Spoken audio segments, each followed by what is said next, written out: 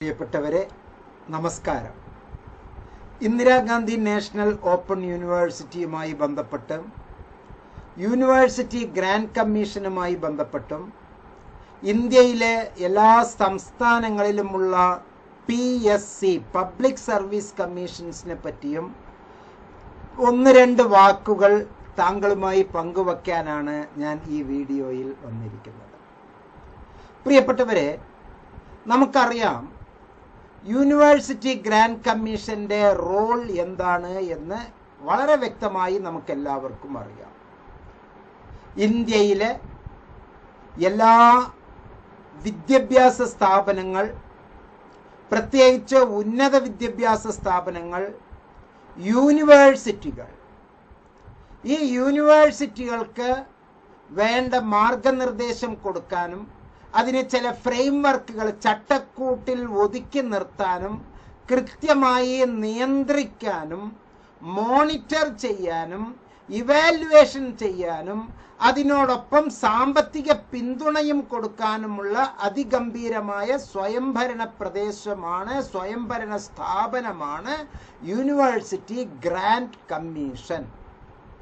അത് parliament act പ്രകാരം പ്രവർത്തിക്കുന്ന മഹത്തായ ഒരു ഉന്നത വിദ്യാഭ്യാസ ക്രോഡീകരണ കേന്ദ്രമാണ്. ആ UGCയുടെ നിയമം പല തരത്തിലുള്ള ആയിരക്കണക്കിന് മാനദണ്ഡങ്ങൾ വച്ചുകൊണ്ട് ഓരോ യൂണിവേഴ്സിറ്റികളെയും അത് തരംതിരിക്കുന്നു. ആ തരംതിരിക്കുന്ന കൂട്ടത്തിൽ ഗവൺമെന്റ് യൂണിവേഴ്സിറ്റീസ്, അതിൽ രണ്ട് വിഭാഗം: private government universities, state government universities. Central government universities central ഗവൺമെന്റിന്റെ കീഴിൽ വരുന്ന എയ്ഡഡ് ഓട്ടോണമസ് യൂണിവേഴ്സിറ്റികൾ. ഇങ്ങനെ 4 തരത്തിലുള്ള യൂണിവേഴ്സിറ്റികൾ നമ്മുടെ നാട്ടിൽ ഉണ്ട്. സർക്കാർ അധിഷ്ഠിതമായ യൂണിവേഴ്സിറ്റി, നമ്മുടെ കേരളത്തിൽ മാത്രമുള്ള ഒരു പ്രത്യേകത, ഒരു പ്രൈവറ്റ് യൂണിവേഴ്സിറ്റിയും അംഗീകരിച്ചത് ഇല്ല. ഒന്ന് കൂത്തുപറമ്പിൽ ഒരു യൂണിവേഴ്സിറ്റി ഉണ്ട്, ഒരു തെറ്റായ ഒരു യൂണിവേഴ്സിറ്റി കൂത്തുപറമ്പിലുണ്ട്. അതൊന്നും നമ്മൾ യൂണിവേഴ്സിറ്റി ഗ്രാൻഡ് കമ്മീഷൻ അംഗീകരിച്ചിട്ടില്ല. ഓക്കെ, അപ്പോ സ്റ്റേറ്റ് യൂണിവേഴ്സിറ്റീസ്, കേരളത്തിലുള്ളതെല്ലാം ഗവൺമെന്റ് യൂണിവേഴ്സിറ്റീസ് ആണ്. തമിഴ്നാട്ടിലെ സ്റ്റേറ്റ് യൂണിവേഴ്സിറ്റീസ് ഉണ്ട്, പ്രൈവറ്റ് യൂണിവേഴ്സിറ്റീസ് ഉണ്ട്. പിന്നെ സെൻട്രൽ യൂണിവേഴ്സിറ്റീസ് ഉണ്ട്. കേരളത്തിലെ 2 എണ്ണമാണ് സെൻട്രൽ യൂണിവേഴ്സിറ്റീസ് ഉള്ളത്. ഒന്ന് ഇന്ദിരാഗാന്ധി നാഷണൽ ഓപ്പൺ യൂണിവേഴ്സിറ്റി, മറ്റൊന്ന് സെൻട്രൽ യൂണിവേഴ്സിറ്റി ഓഫ് കേരള പെരിയയിൽ കാസർഗോട്ടിൽ പ്രവർത്തിക്കുന്നു. അത് ഗവൺമെന്റ് യൂണിവേഴ്സിറ്റീസ്. ഈ ഗവൺമെന്റ് യൂണിവേഴ്സിറ്റീസ് അല്ലാതെ പ്രൈവറ്റ് യൂണിവേഴ്സിറ്റീസ് പലതും അവിടെ ഇവിടെ ആയിട്ട് നമുക്ക് പ്രവർത്തിക്കുന്നുണ്ട്.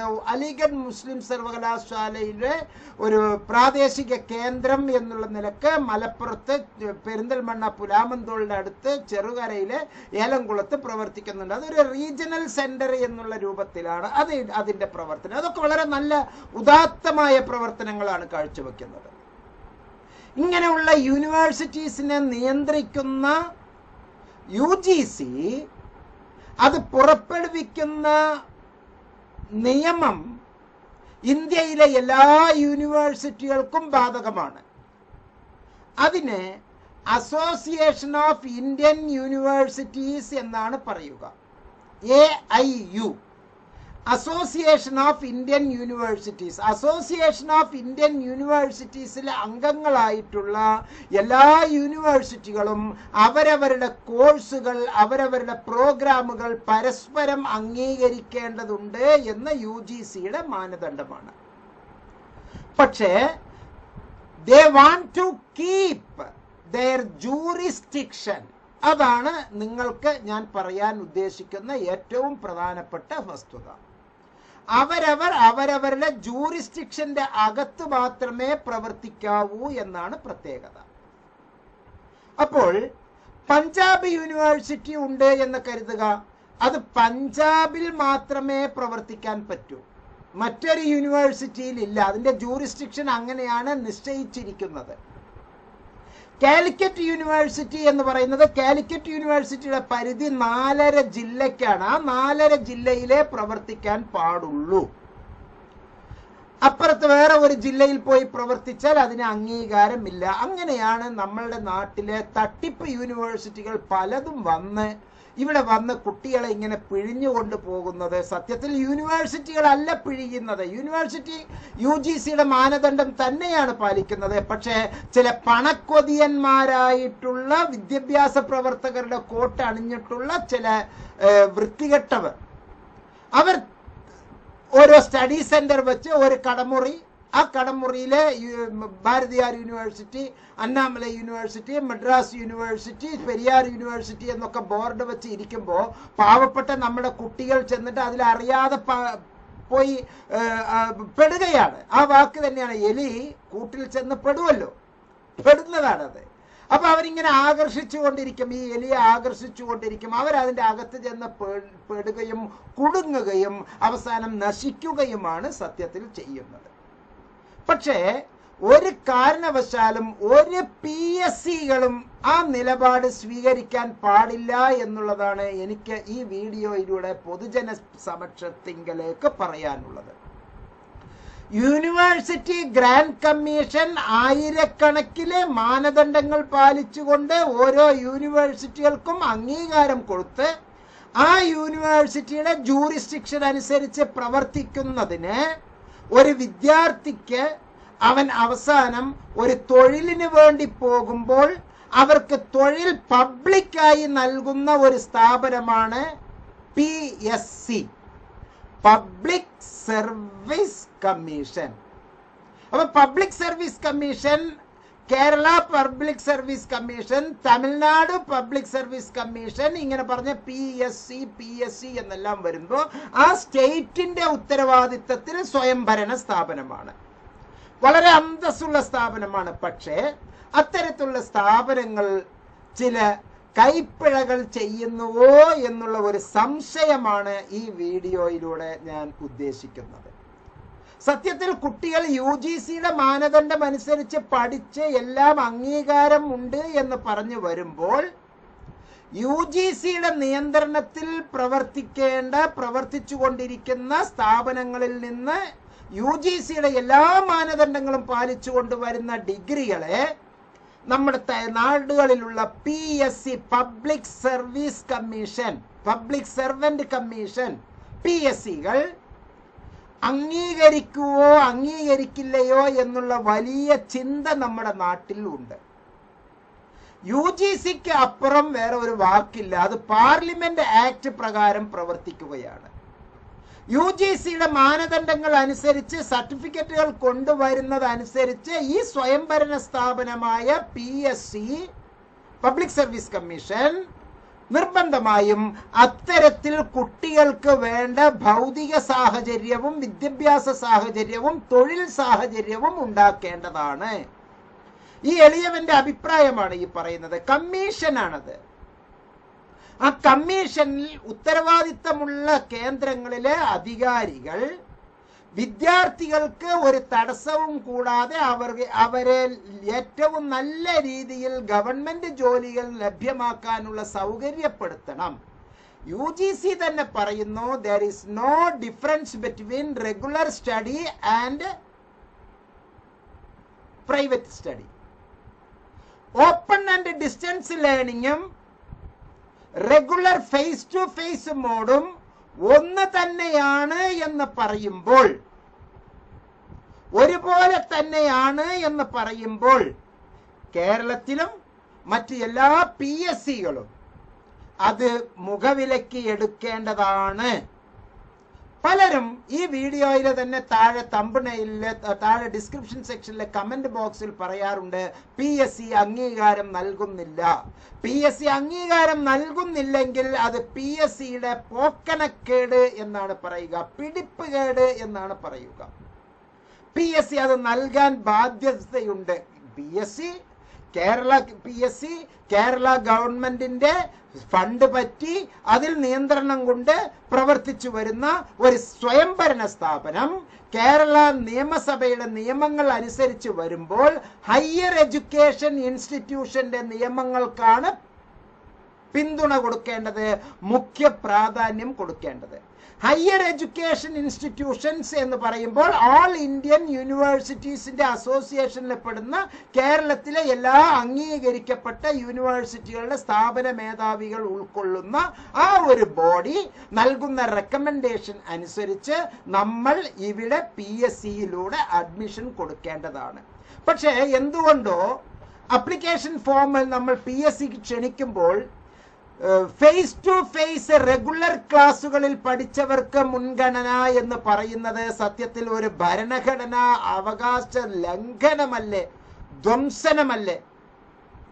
പാർലമെന്റ് ആക്ട് പ്രകാരം പ്രവർത്തിക്കുന്ന യൂണിവേഴ്സിറ്റി ഗ്രാന്റ് കമ്മീഷൻ പറയുന്നു, there is no difference between regular courses and open and distance courses. പണ്ടായിരുന്നു കറസ്പോണ്ടൻസ് കത്തിടപാടുകളുടെ കോഴ്സസ് എന്നും അതുപോലെ തന്നെ informal education, non formal education എന്നൊക്കെ പണ്ടായിരുന്നു പറഞ്ഞിരുന്നത്. ഈ 21ാം നൂറ്റാണ്ടിൽ കാലം മാറിപ്പോയ ഈ കാലഘട്ടത്തിൽ അതല്ല നമ്മൾ പറയേണ്ടത്. ഇവിടെ എല്ലാം സമന്വയിപ്പിച്ചു എന്ന് UGC പറയുമ്പോൾ ആ പറഞ്ഞ തീയതി മുതൽ, അങ്ങനെ യൂണിവേഴ്സിറ്റി ഗ്രാന്റ് കമ്മീഷൻ പുറപ്പെടുവിച്ച ആ തീയതി മുതൽ കേരളത്തിലെ PSC അതനുസരിച്ച് ചട്ടക്കൂട് മാറ്റേണ്ടതാണ്.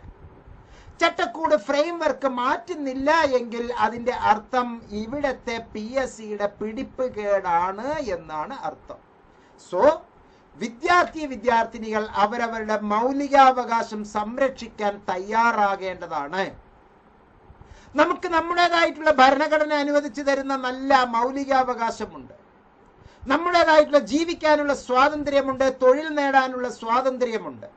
ആ തൊഴിൽ നേടാനുള്ള സ്വാതന്ത്ര്യത്തിനെ തടസ്സപ്പെടുത്തുന്നത് ഏതെങ്കിലും തരത്തിലുള്ള ഉദ്യോഗസ്ഥരായിരിക്കാം. ഭരണഘടനാ സ്ഥാപനങ്ങൾ ഒരിക്കലും അങ്ങനെ നിൽക്കില്ല, അത് ഉറപ്പാണ്. PSC ക്രമത്തിൽ അത് അങ്ങനെ പറയില്ല. പക്ഷെ പിടിപ്പുകേടുള്ള ചില ഉദ്യോഗസ്ഥർ അത്തരത്തിലുള്ള വ്യാഖ്യാനങ്ങൾ നൽകുന്നുണ്ടാകും. എവിടെയും ചില പുഴുക്കുത്തുകൾ ഉണ്ടാകുമല്ലോ. പിടിപ്പുകേട് അന്തസ്സില്ലാത്ത സ്ഥാനങ്ങളിൽ കയറിയിരിക്കുന്ന കുറെ, എന്താണ് ഞാൻ ആ വാക്കുകൾ ഉപയോഗിക്കേണ്ടത്, അത്തരത്തിലുള്ള ഉദ്യോഗസ്ഥർ ചിലത് കാട്ടിക്കൂട്ടുകയാണ്.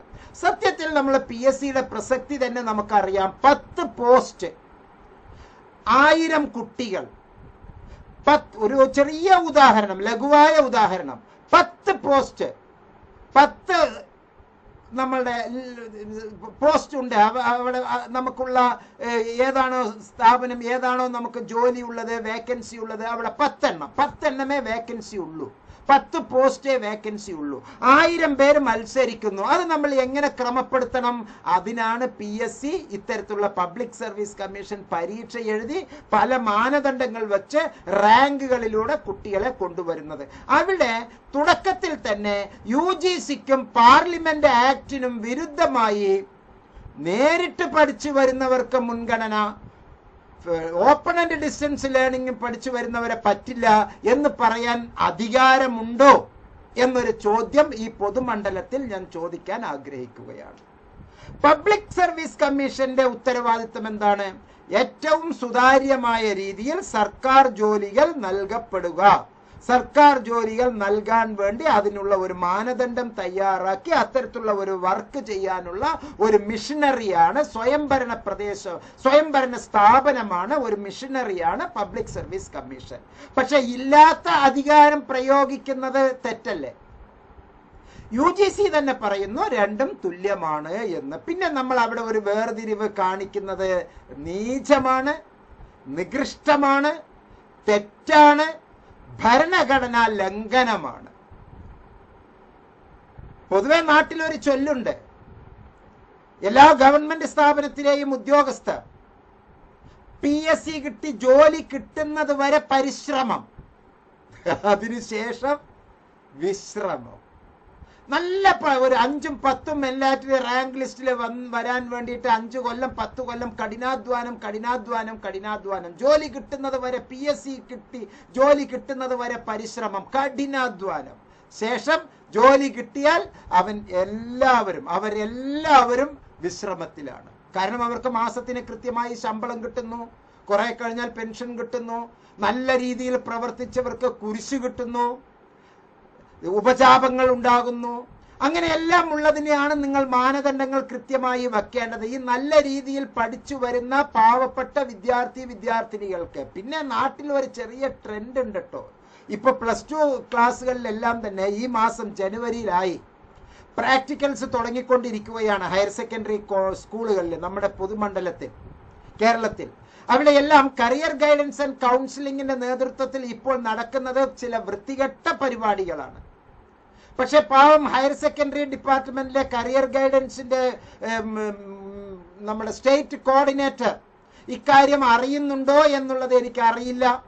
പക്ഷെ നമ്മുടെ വിദ്യാലയങ്ങളിലെല്ലാം തന്നെ പ്രൈവറ്റ് ഏജൻസികൾ കുറെ കടന്നു ചെന്ന് കരിയർ ഗൈഡൻസ് എന്നുള്ള പേര് പറഞ്ഞ് അവർ കാനഡയിലേക്കും മറ്റ് അമേരിക്കയിലേക്കും UK-യിലേക്കും ജർമ്മനിയിലേക്കും ഫ്രാൻസിലേക്കും +2 കഴിഞ്ഞ ഉടനെ എങ്ങനെ പോകാം എന്നുള്ള ചിന്തയില് എല്ലാവർക്കും പലിശക്കെണി അതുപോലെ തന്നെ കടക്കെണി ഉണ്ടാക്കി കൊടുക്കുന്ന ചില സമ്പ്രദായങ്ങളാണ് ഇപ്പോൾ ഈ ജനുവരി മാസത്തിൽ നടന്നുകൊണ്ടിരിക്കുന്നത്. പ്രിയപ്പെട്ട കോർഡിനേറ്റർ സാർ, പ്രത്യേകം ശ്രദ്ധിക്കണം. താങ്കളുടെ നേതൃത്വത്തിലാണ് ഇത്തരത്തിലുള്ള ഒരു സ്ഥാപനം നമ്മുടെ ഹയർ സെക്കൻഡറി വിദ്യാലയങ്ങളിൽ നടക്കുന്നത്. തെറ്റാണ്. നമ്മുടെ നാട്ടിൽ പഠിക്കുന്ന നമ്മുടെ പ്രിയപ്പെട്ട കുട്ടികൾ കേരളത്തിലെ തന്നെ ഡിഗ്രി എടുത്ത്, ഇന്ത്യയിലെ തന്നെ ഡിഗ്രി എടുത്ത് ഇന്ത്യൻ മണ്ണിന്, ഇന്ത്യൻ ജനതയ്ക്ക് ഉപകാരപ്രദമാകുന്ന തരത്തിൽ ഇവിടെ വളർന്ന്, ഇവിടെ പഠിച്ച്, ഇവിടെ പ്രവർത്തിക്കുന്നതിന് പകരം ചൈനയിൽ പോയിട്ട്, കൊറോണ വരാൻ തന്നെ പ്രത്യേക കാരണം തൃശ്ശൂരിലെ ഒരാൾ കൊണ്ടുവന്നതാണ്, ചൈനയിൽ നിന്ന് കൊണ്ടുവന്നതാണ് ഈ COVID-19 എന്ന് പറയുന്നത്. അതുപോലെ UK-യിൽ നിന്നും കാനഡയിൽ നിന്നും ജർമ്മനിയിൽ നിന്നും ഫ്രാൻസിൽ നിന്നും ഒക്കെ കുട്ടികൾ ഇങ്ങനെ വരികയാണ്. ഇപ്പോൾ അതെല്ലാം മാറി എന്ന് പറഞ്ഞ് നിരത്തി ഇങ്ങനെ മൈഗ്രേറ്റ് ചെയ്യുകയാണ്, പലിശക്കണിയാവുകയാണ്, കടക്കണിയാവുകയാണ്. ആ സന്ദർഭത്തിലാണ് വളരെ ഭംഗിയായി നമ്മുടെ യൂണിവേഴ്സിറ്റി ഗ്രാൻഡ് കമ്മീഷൻ പറയുന്ന ഒരു തത്വം നമ്മൾ നിർബന്ധമായും പാലിക്കേണ്ടത്. ഇവിടെ ഒരു ചെറിയ ഒരു സംഗതി ഞാൻ താങ്കളുടെ മുമ്പിൽ കാണിക്കാൻ ആഗ്രഹിക്കുകയാണ്. ഒരു മെസ്സേജ് വന്നതാണ്. ഒരു മെസ്സേജ് വന്നതില് PSCക്കാർ തെറ്റായി ചില സംഗതികൾ ഇൻഫർമേഷൻസ് കൊടുത്തിരിക്കുന്നു. ആ ഇൻഫർമേഷൻ കൊടുത്ത ആ സംഗതിയാണ് ഇന്നത്തെ ഈ വീഡിയോയിലെ പ്രധാന കാരണം. ഞാൻ ഈ വീഡിയോ എടുക്കാൻ തന്നെ ഉള്ള പ്രധാന കാരണം തെറ്റായ ഒരു ഇൻഫർമേഷൻ PSCയിലൂടെ പുറത്തേക്ക് വന്നതാണ്. PSCയിലൂടെ അറിഞ്ഞതാണ് എന്നാണ് ഒരു കുട്ടി അവകാശപ്പെടുന്നത്. അത് തെറ്റാണ്. ഇത്തരത്തിലുള്ള ഒരു വാർത്ത പ്രസിദ്ധീകരിച്ചത് തെറ്റാണ്.